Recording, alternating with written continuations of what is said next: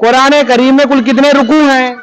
554 रुकू। माशाल्लाह माशाल्लाह। चलो, कुरान करीम में कुल कितनी आयतें हैं?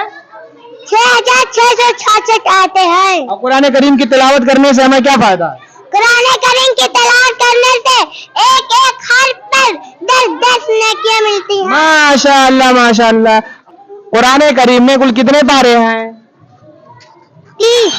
कितने पारे हैं? 30। माशाल्लाह। चलो चलो चलो चलो। और कुरान करीम में कुल कितनी सूरतें हैं? 154। 114 रुकू हैं। 114 सूरतें। चलो चलो चलो चलो। और कुरान करीम में कुल कितने सजदे हैं? 15। जोर से बोलो, कितने सजदे हैं? 15। चलो 15 सजदे। अच्छा, कुरान करीम की सबसे बड़ी सूरत कौन सी है?